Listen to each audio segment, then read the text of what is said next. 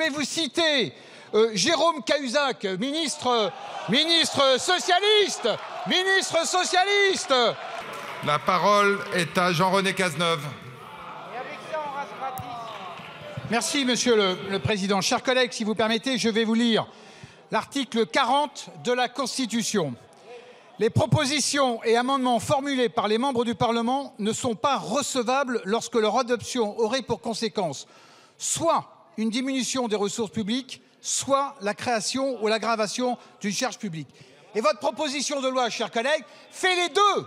Elle fait les deux. Elle est doublement irrecevable. Pourquoi? Parce qu'elle réduit le nombre de cotisants, elle baisse les ressources publiques, elle augmente le nombre de retraités, donc elle augmente la charge.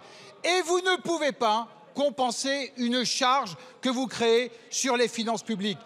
Toute la jurisprudence le confirme, le Conseil constitutionnel le confirme, les hommes de gauche le confirment. Je vais vous citer Jérôme Cahuzac, ministre socialiste, serait ainsi, dans son rapport, il était président. Mais il était président de la commission des finances et il est de gauche, ne vous déplaise, il est de gauche, il est socialiste. Serait ainsi irrecevable l'amendement qui propose d'abaisser l'âge de la retraite.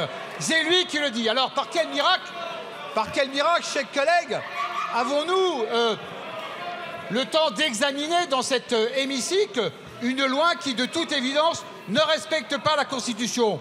Pour deux raisons. Parce que le bureau de l'Assemblée nationale, aujourd'hui, est majoritairement de gauche.